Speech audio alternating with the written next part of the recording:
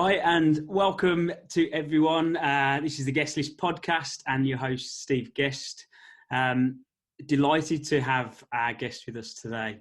As you all know, I've created this podcast on the back of writing Top Biller, Life of a Recruiter. And it's very much a podcast about empowering, inspiring and creating content and value to you, our listeners, and engaging you in a journey where you can self-develop and improve where you're at and what you're looking to achieve. As some of you know, I put a post out on social media a few weeks ago and said, who should I be talking to? Who do you want to listen to? Who adds as much value in the marketplace in terms of recruitment, high performance, top billers, inspirational and motivational coaches and mentors. And I'm delighted to have my guest with me today, Hishem Azzouz. Hishem, for those that don't know him, he's the founder of the Recruitment Mentor community and he's the host of the Recruitment Mentor podcast. So welcome, Hishem. Yeah, Steve, thank you so much for having me. Looking forward to it. Good stuff. I'm really excited to speak to you. Now, we've obviously been talking for, is it about 12 months now? Yeah, it's been a little while. Obviously, I know. Yeah, I think I first came across you when you were talking about your book, and obviously you've been on the podcast that I host. Yeah, it's been. We've definitely got to know each other. I think if I remember correctly, you were probably only my second interview on a podcast. Okay. So I was relatively new to the scene of, I suppose, putting myself out there, being interviewed, and I suppose having those nerve-wracking moments where you're thinking, what's the next question? What am I going to get asked? And don't say anything wrong or say it in the wrong order. And it was, for me, it was a bit of a personal journey of starting to put myself out there. Yeah. And I think today's talk will be very much centered around things like that. I want to talk about the podcast first. So your podcast, how long have you been running the podcast now? So it's actually for 3 years. I think it was like 3 years this week or something. So I started it when I was in recruitment. Okay. And 3 years ago. It has been a mix of recruitment consultants, high billing consultants, team managers, leaders. Yeah. So it's a mixture of, high performing recruiters. And that could be people early on in their recruitment career or managers, and also business owners on there as well. What have you noticed from obviously having that contact with so many high performers and top billing recruiters? What's been the general kind of thought processes of who they are, how they live their days? What's the key takeaways? Yeah, I think what I think's so fascinating about recruitment is you always hear the sentence that people fell into it, right? Yeah. So I think what that enables the industry to have is a real wide variety of people that work in the industry, which I think is amazing. But there's also negatives to that because there's low barriers to entry, which can cultivate bad practices and all these things, right? Yeah. But what that does mean is that although everyone that I've interviewed works in the industry, there are similarities, but they're also very different as well. Like if you were to say to me when I started this that, I would have interviewed over 200 recruiters, like a lot of people would have gone, surely that would get boring, or there isn't enough people to interview, right? Yeah. So some of the common themes that I see and always get from people, putting the sort of general things aside, the work ethic, resilience that you always hear in these types of things, I do feel like it's changing. And the common things that come up for me are self-awareness. In high performers that I interview. It's the sort of complete real hunger to be curious in their industry, and just having that curious personality to want to learn more. It's people that I always find have a real open mind, always open to learn. It's people that have humility, that sort of ties into that. They're always willing to learn, and not just from people who are above them, but also from their new starters. Yeah. And then I think the other thing that I always find from people is that people may enter the industry who are motivated by money, but what I find time and time again, particularly in high performers, is that sort of anticlimax of hitting the billings target and being able to afford a home and getting there and thinking, okay, well, what else? Yeah. And that sort of weird feeling of, oh my God, like I've got to where I wanted to. What the hell am I going to focus on now? And these types of things. So what I constantly sort of find is that these people have gone on a bit of a journey to really understand why they do what they do. And that really changes. But the sort of purpose element and having a sort of bigger goal than material things that might be some of the sort of drivers early on. Yeah. By the time that they've been sort of built a sustainable career in recruitment, they've really figured out why they're doing what they're doing. And it's normally centered around having a real positive impact on things in their personal life, if that's supporting their family, supporting their friends or whatever, or having a positive impact in their industry, like moving the needle on diversity inclusion, moving the needle on mental health in their industry. So they're the sort of things that come up that maybe you won't always typically associate with high-performing recruiters, right? It's more about the working harder, work ethic, resilience, all these types of things. But they're the sort of words that I always end up sort of finding myself think about after interviewing these people.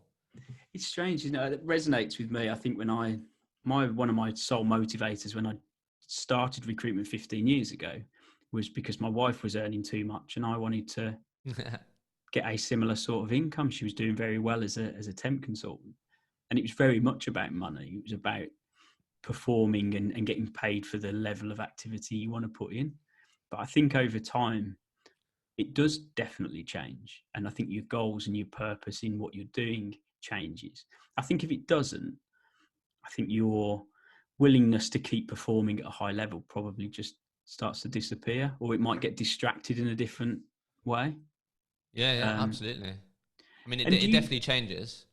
Do you think so? I've often talked over the years about my initial rejection as a recruiter, and I always felt that I was perhaps different to the normal character type of a recruiter in the fact I'm quiet, unassuming, considered. I'd sit at the back of the class and not put my hand up or not necessarily comment, versus the very kind of loud, confident, flamboyant type person. You've interviewed a lot of recruiters.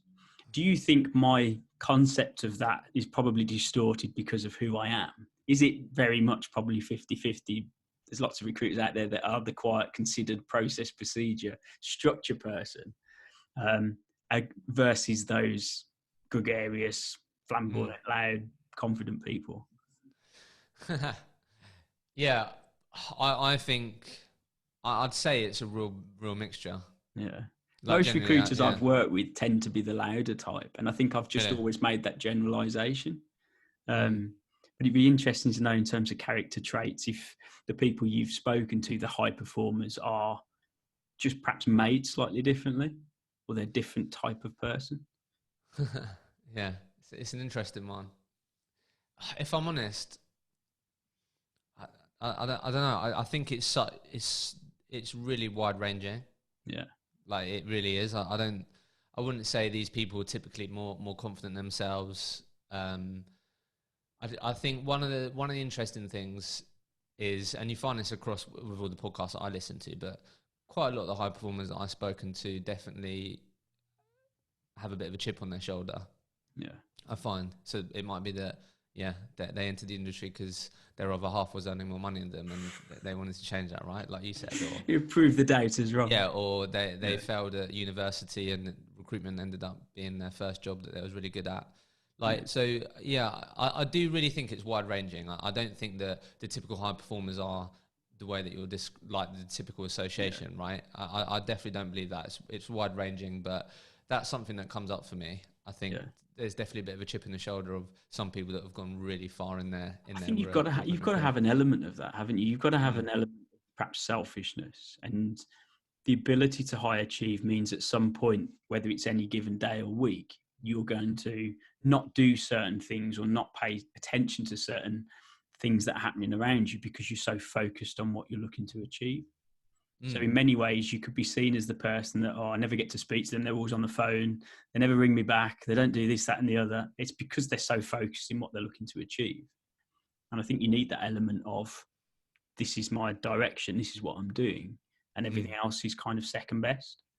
Yeah, absolutely. And I think sometimes, because that very common sentence and journey of falling into recruitment really goes into that, because I think a lot of people, like recruitment ends up being something that the first thing that they're really good at, right? Or something that they become really good at, and they then realize that, oh wow, this is actually a career that I can make and build here.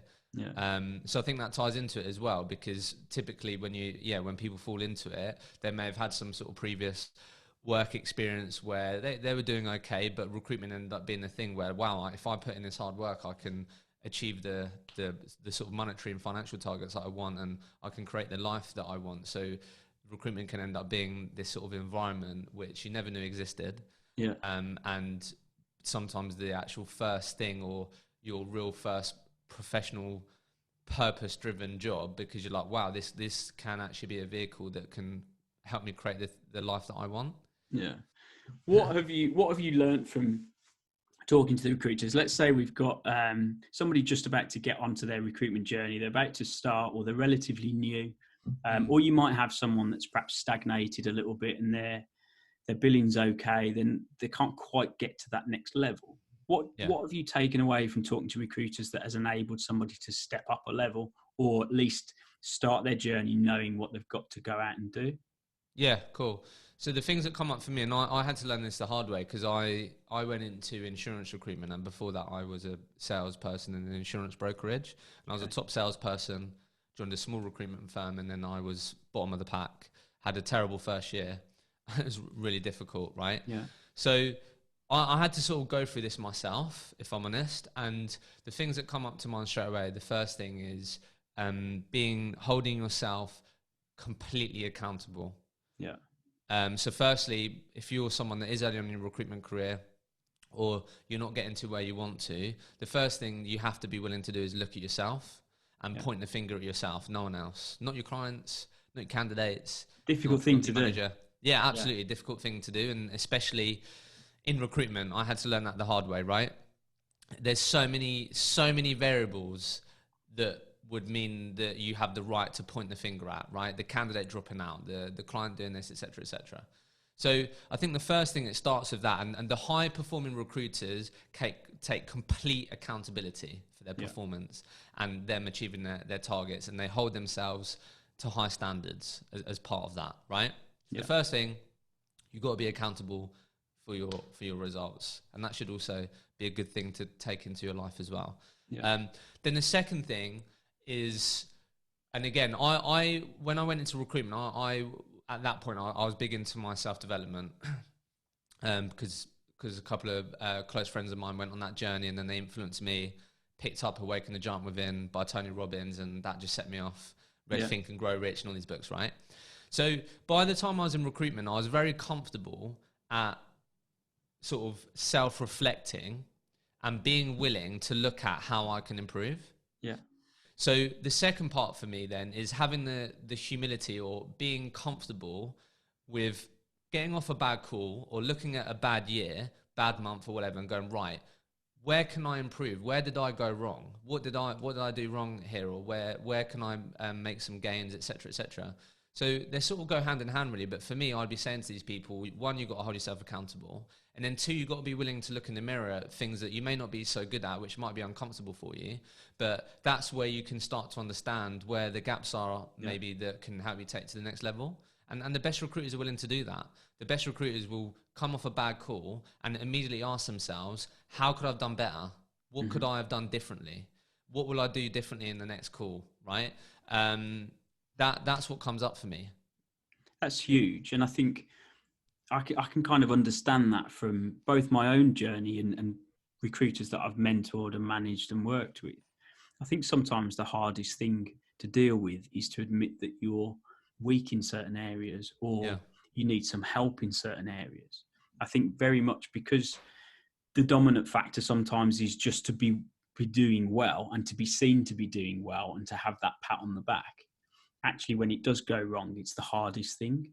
And what I've seen over the years is when recruiters start facing a tough patch, or an area where it's perhaps not working, they tend to move on, and they'll go to a different agency or change the scenery. Yeah. And it's like an ongoing cycle. And the ones that actually stick to where they are and say, do you know what, it's me, I'm the problem. What am I going to do to improve me and the way I work? Actually go on to have greater success. It's not always the case, but it's certainly but I think it's having that open-mindedness and willingness to look at yourself and having that sort of, being open to being reflective and looking at how can I improve or these things. You've got to have that mindset, because if you have that mindset with what you're saying, the scenario you might find yourselves, you're going to have a better chance of understanding, well, actually, there are things that I'm focusing on that I can control, but I'm definitely realizing that my manager always micromanages me and doesn't trust me in these things. So I think if you're willing to sort of be accountable and be reflective on how you can improve, it can give you a better chance of making that decision if you need to move or not. Yeah, of course. Because it's very easy to like not think about that much and go, I'm not doing well here because of the environment. Yeah. But if you actually peel back the onion and be like, oh, well, actually, there's definitely things that I can control that I can improve. Yeah. But that can then feed into, well, actually, they haven't invested in my development, or I haven't had a training session since I've been here, or whatever. Do you get what I mean? Yeah. Completely. I think it's understanding everything around you, but perhaps starting with your own ability first. Yeah. What can I do? What can I improve? Where can I get to? Am I being supported properly by the people around me? Almost comes as a second, because you've got to sort your own issues out first. Exactly. And if you do that bit first and you spend time on that bit, you're gonna give yourself the best chance of being in an environment and surrounded by people that can help you achieve what you want to. And that's the bit, right? I mean, recruiters help people progress their career and these things. You've got to do that for yourself. So you got to understand what's important to you. Is it training and development? Is it you want to be around people that are at a higher standard and these things? You've got to do that self-work first. And that's ongoing, by the way. It's a constant journey. It's a constant thing, but it's cultivating that habit. That if you can cultivate that habit early on in your recruitment career, you're going to have the best possible chance of achieving what you want to. Yeah. And genuinely, I don't know sort of what your experience is since publishing the book and these types of things, but like I am getting way more messages on the weekly basis from people that are going, hey Hishem, found your podcast or whatever. I want to get into the recruitment industry. I'm learning, I'm listening, I'm enjoying it. I want to get into the recruitment industry. And I absolutely love receiving messages like that, because they're people that are going into the industry already having a mindset of wanting to learn. How can I improve? What can I do that's going to give me the best chance on day one in my recruitment job, right? And that's the great thing about these things and what you're doing. Because when I looked for that, when I went into recruitment in 2016, didn't really exist. Yeah. But there's nothing, was there? Yeah, there's hardly anything. There was a book, Rich Recruiter book, read that, was okay. Yeah. I looked for content online, it was limited. And so the story that I got told was that I'd earn 6 figures in my first year, go to Ibiza and be able to afford a Rolex, right? So like you just get drawn to that, and it's the money story that you end up hearing. Yeah. But now so I think what we're talking about here is like you've got to adopt that mindset, because if you're not adopting that mindset and you're sort of in your recruitment career right now, 2 years, 3 years, 5 years, whatever, I guarantee you the new people entering the industry will definitely be having that mindset, and they will be willing to change. They will be looking to look at themselves and be accountable and grow. Yeah. So it's really important. It's really changed, hasn't it? I think I often describe the recruitment industry as the industry that time forgot. It was almost like they got just left, and we were the old school type salespeople that were all about activity and phone calls with the pinstripe suits and the big fat ties. And that was the concept of how it was seen. And I think only very recently has there been more effort and more content put out there from genuine recruiters that has actually started to mold the industry differently. And it's more about adding value now. It's not about the piles of pound notes on the desk. Pound notes? How old am I? Pound notes? It's about the pile of money on your table and what you can earn being this great recruiter. It's now about adding value. It's about being and having that consultative approach. It's about being an extension to a client's brand and ensuring people get put into the right positions. And I think the actual balance of how it's publicized is changing. Yeah, absolutely. And I think COVID's accelerated that. Massively. Very quickly, Massively. Because if you were a recruitment consultant that was just about the money and you was transactional, you may have done fine. I guarantee you would have found it a lot harder than those recruitment consultants that really invested in their relationships and did everything they could to give more than value than just putting bums on seats and these things. So yeah, I think look, I think at the end of the day, recruitment, just all that, like, money doesn't make you happy. It just doesn't. It gives you options, right? It creates opportunities. It creates opportunity. It creates options. Would you rather be able to go on holiday to Benidorm or Ibiza, right? Like, options, amazing. Options to help your family and all these things, absolutely. But when you dig deeper and you hear about these super successful people in recruitment and in all areas of the world and business, right? You always hear those stories. They sold the business and they felt empty instantly, straight away, but they was building their whole life to get to that point, and then it's this weird feeling of what the hell. And I can't relate to that on that scale, but I always remember in recruitment when it was like the first sales job where it was a lot more lucrative than what I had been doing, right? I've realized I enjoyed sales, and I worked in a call center, then more an independent insurance broker, and then I went into recruitment. And I always remember when I got my first biggest paycheck, the first biggest amount of money I've ever had on a payday. And I remember looking at it, I was so excited to see it.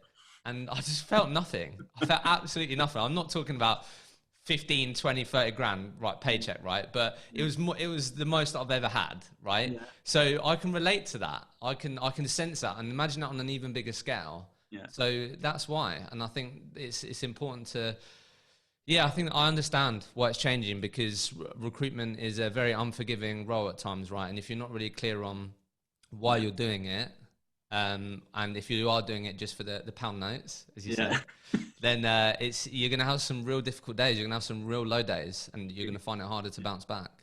This kind of brings me quite nicely into an area of questions that I wanted to talk to you about. We've talked about it before, and I think, so I come from a traditional recruitment background. I am cold calls, hundreds of calls a day, loads of activity. If you want to bill more, you work harder. That sort of kind of old school mentality. And over the 15 years I've been doing this, it has changed very much more towards personal branding. It's about who you are. It's about communicating across social media platforms and instilling that level of, I suppose, trust to your audience, not necessarily from a phone call. I want to get you talking about personal branding, because I know that's something that you've been very passionate about. So, I think there's obviously so many people talking about this now, which is great. I think the best way to describe it, there's a chap that we had recently inside the community that did a session. The best way to describe it, and the way he described it, which I thought was great, was let's just take one part of the recruitment, right, the business development part, right, which typically can be the area that a lot of recruiters find the most difficult. Mm-hmm. So when we talk about personal branding, the most important thing to remember here, and how you should be viewing your client development, is almost as a mind map. You know, when back in school when we used to draw these mind maps, right? Yeah. And you want to put client development, winning business, whatever you want to call it, in the center of your mind map. And personal branding should be one branch from that. Yeah. Right. So the really important thing, a sort of future-proofed recruiter, or a recruiter that's going to have the best possible chance of achieving what they want to now and in the future, is going to have multiple branches from that client development mind map, right? Yeah. So maybe in the past when you were doing it, Steve, the branches might have been limited to 2, 3, 4 things, right? It might have been database, it might have been referrals, it might have been cold calling, it might have been LinkedIn, right?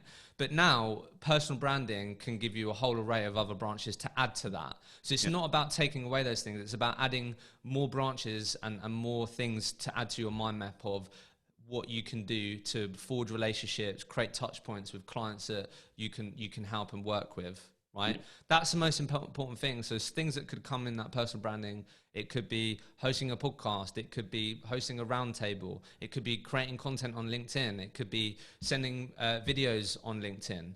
So I think that's the most important thing.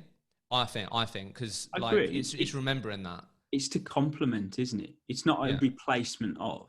And this is a discussion I have a lot with consultants, on the basis that, yes, I'm a cold call person. I still cold call now. I really enjoy cold calls. I don't see it as something that's going to die out. I don't see it as an area that I shouldn't have, or at least spend some time.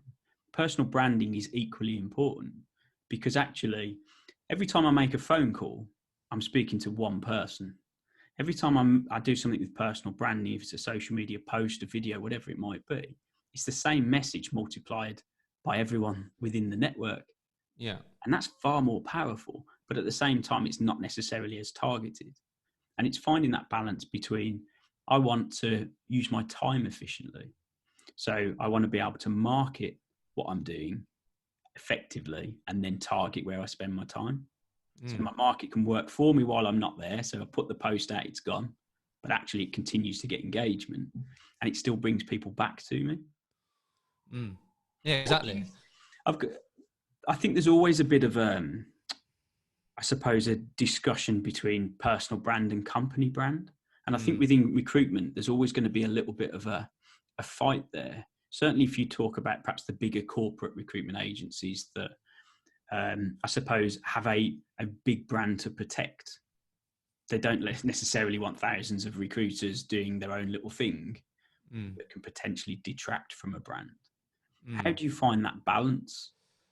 Yeah, I mean, it's difficult. I think all I'd say straight up, I don't know if anyone knows the answer. I don't think there is one. Yeah, I think, look, I think the important thing to remember and put an underline under is it's the whole cliche, people buy from people, right? And unfortunately, if I work for Hayes or work for a different recruitment business, the clients that I work with, although, yeah, they may say, I work with this great guy called Hishem who works for Hayes, there's a good chance that they're working and have a good experience because of me, right? Yeah. So, and you always hear that all the time, right? The consultants build up the recruitment desk, their clients, and that's why there's covenants in place and these things, because there's a good chance that after those 3 months, 6 months or whatever, that they're going to be able to contact those businesses and say, hey, look, this is what I'm doing now. You know, we had that great relationship. Would you be willing to trust me further and where I am now, right? So I think there's just no avoiding the fact that humans connect with humans way quicker than humans connect with a company logo, right? Yeah. So I think the first thing is, like, I don't think like one should stop the other. That's the thing, because I think if you at least give both the chance to breathe, there could be some positives that come from that benefit both. Yeah. Do you get what I mean? So it's hard to get a balance. I mean, you obviously, if you want a business that is really going to scale, then it needs to be bigger than your people, and it needs to be bigger than that. So, but I do feel like for the majority of recruiters and recruitment businesses, they're smaller businesses, they're startups, they're businesses that are under 20 people, 30 people. So I don't know. For me, I think it shouldn't be either or. Hopefully it should be both. And should be it should be a combination. But if I'm a business owner thinking, oh, I don't want my sort of team to be doing that because it's going to potentially give them more an asset to leave and these types of things, and I think there's a bigger problem there, right? But I think for me, it's a bit of a non-negotiable. If you really want to get the most out of sort of your own company brand, then you need to use the people in it. Yeah. Right? Because that's just going to travel way more quickly. It's why you always hear the examples of Steve Jobs and Jeff Bezos and all these things, right? The people that you think of linked with a company brand. So I think you'd be leaving a lot of money on the table if you were to restrict your people, at least give it a go. Do you get what I mean? And I think as recruiters, generally we're entrepreneurial characters anyway. We should have that thought process of having an element of strategy and reasoning and understanding behind what we're putting out there in a positive light to reflect our market to come back to us.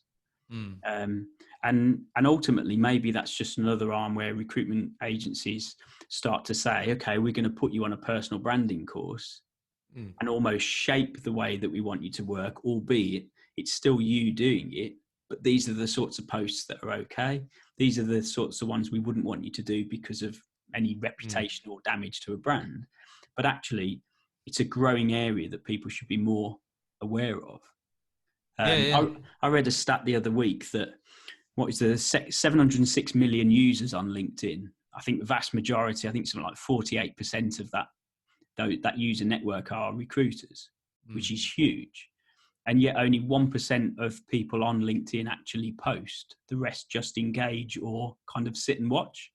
Yeah, it's crazy. If 1% of LinkedIn are the ones that are posting and half of it is recruiters, what are the other recruiters doing? That's my question.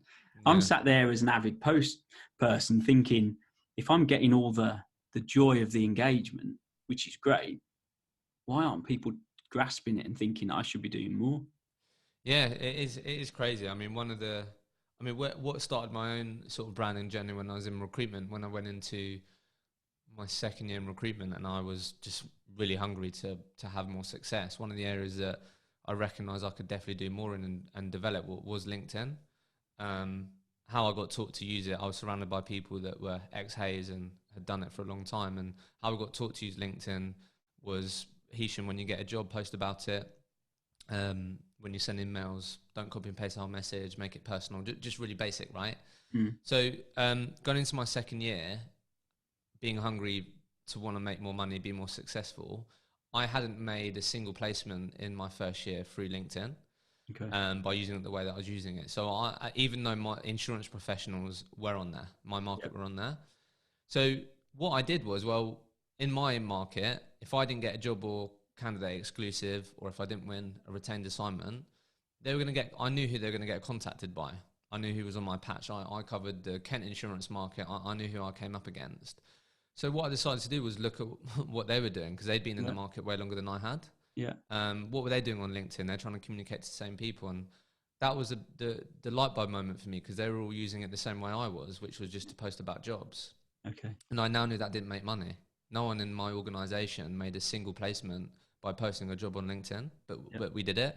It was just, we got told we did it. So, so the reason why I'm sharing that is, like, if you're listening to this and you're still on the fence, that should be all the motivation you need. Look at your direct competitors. Look at the people who are actively trying to wake up every day, trying to take money out of your pocket by speaking to candidates that you want to place, by working with organizations that you want to work with, and look at how they're utilizing LinkedIn.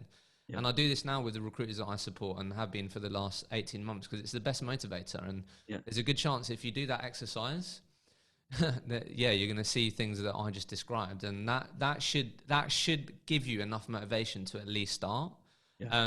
But the reason why people haven't started is because their number one challenge is they don't know what to say. They may know it's important, but they don't know what to create content about. Then the closest second challenge is, okay, well, I am really worried about what other people think. I'm worried about how my clients and candidates are going to perceive what I say. Who am I to talk about construction when I don't work in construction? I'm a construction recruiter, not a construction professional. So they're the two main challenges, and that can lead to people being paralyzed and not starting. And also this idea that I think a lot of people have a sort of love-hate relationship with social media.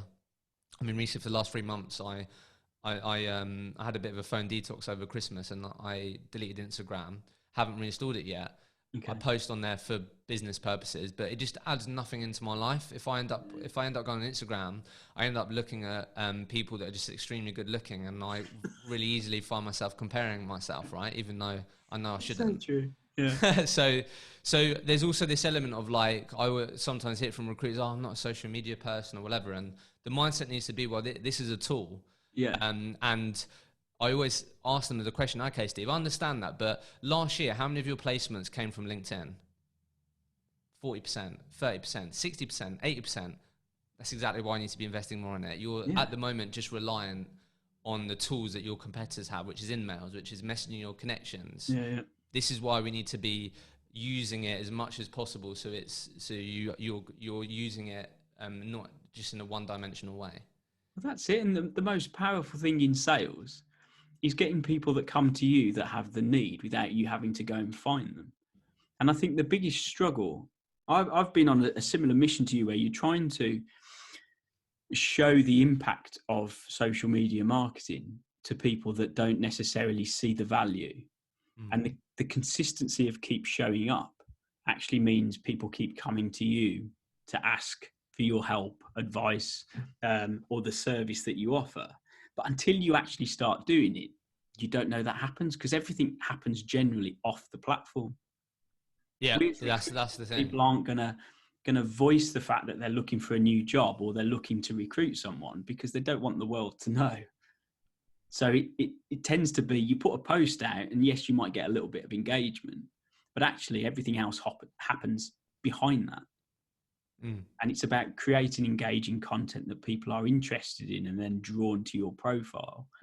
I had an interesting conversation a couple of weeks ago, and they were saying one of the big problems with how recruiters put content out is it's generally about themselves. So I'm looking for a brilliant QS. I'm looking to do this. I've just registered this great vacancy. If it's not about the recruiter, then it's about the client.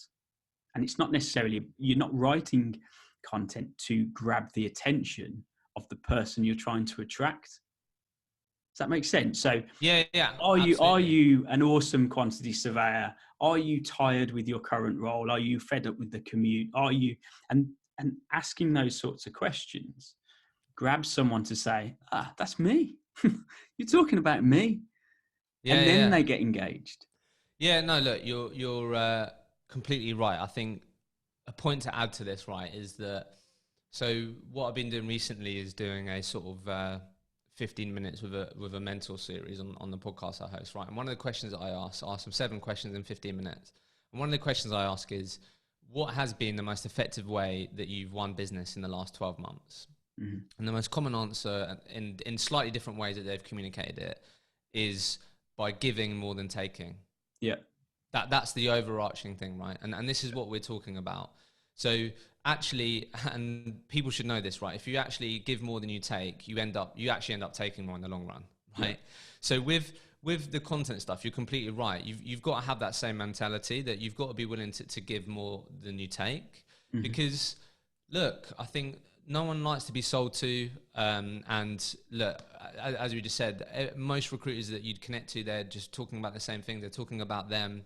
It's not talking about us or the people they're trying to talk to. But I think what recruiters forget, right? Take your quantity surveyor example. What a lot of recruiters forget, because sometimes they'll be like, okay, Hishem, I get that, but how can I add value? Like, what's the plus that I can give people, right? So the plus, and what I always have to remind recruiters is that, okay, Steve, so if you're a quantity surveyor, how many other quantity surveyors do you speak to on a weekly basis, like you? Or maybe quantity surveyors that are on a similar path, or people that might be slightly ahead of you. Mm-hmm. Well, you know what, actually, I don't know. I've got a mate that works in the same industry. There's a couple of people in my team, but probably I could count the amount of quantity surveyors I speak to in a week on one hand, maybe 2, right? How many quantity surveyors do recruiters speak to on a daily basis, if that's your market? And that's the insight. That's the plus, right? Yeah.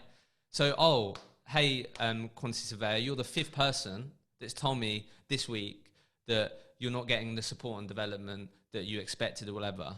That's interesting, because this other person has been saying the same thing. Like, why do we think this is? What do people think about this? Do you get what I mean? It's that brokering of information and that insight that you can be with your content. Like, if you can be the place of discussion around topics that you know is important to all the different people that you speak to, and you're bringing these people together and going, hey guys, look, hey guys and girls, this is what you're telling me, this is what I'm learning, this is what I'm hearing. Yeah. What do you guys think? How can we solve this? How do we move forward? Is this here to stay? And you then get your people talking about things that you're not an expert in, but you're being the place of discussion. You're the facilitator, aren't you? You're the facilitator, yeah. And I think that's it. I think that's where your content comes, because you change your thought process to, how can I make content from this that's engaging, and there's a call to action to grab people's attention. You start thinking like that on every day of your recruitment career. You're sat there thinking, is that a good bit of content? Oh, somebody's just asked me that question. Is that relevant to everybody or just that individual? How can I kind of reword that to grab my market's attention? Exactly. Okay, so I wanted to kind of finish up talking about the journey that you've begun. I think, was it October last year? You put out there the Recruitment Mentors community. What's all that about? So Recruitment Mentors, basically, we launched this community because we sort of believed that if you're a recruitment consultant that genuinely has the sort of inner drive and hunger to want to be the best recruiter you can be, so reading books like yours or listening to podcasts, then we just believe that your sort of development should not be limited by barriers that sit outside of your control, right? So that could be you're a recruiter listening to this and you work for a recruitment agency that just doesn't make enough money to invest in learning and development, or you work for a manager and you work under your senior colleagues who does the training, but you're limited by the time that they can give you because they've got to manage their own performance whilst training you. Yeah. Or just for no fault of your own, you might end up in an agency that just has no appetite to invest in your development, right? So we launched this community to remove those potential limitations you may face on in your recruitment career. And our mission with the community is to help recruitment consultants progress their career without limits. And how we do that is by giving the members of this community access to some of the best recruitment professionals outside of their four walls who act as mentors that they can sort of directly access and learn from. And all of these people have been successful in today's market. They're actively working in today's market and are sharing what's worked for them and what continues to work for them. And the members can learn from these people through our mentoring sessions. We've sort of got a library of bite-sized educational videos that will grow on a monthly basis that sort of always go under our 5 development paths, which is client, candidate, leadership, branding, and mindset. You'll be able to attend any of our weekly live events or masterclasses that are always on different topics that's driven by the members. Recently, it's been quite a bit of a focus on win and retain business. And then last but not least, through our on-site community. So we knew that we didn't want to invite people to another WhatsApp group.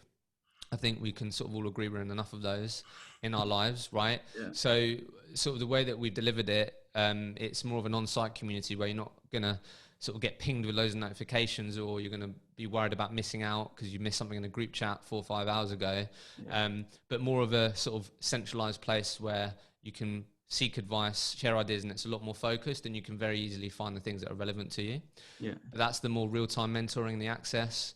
And basically the goal is if you're a member of this community, then we should be able to help you go further in your career and reach your goals faster.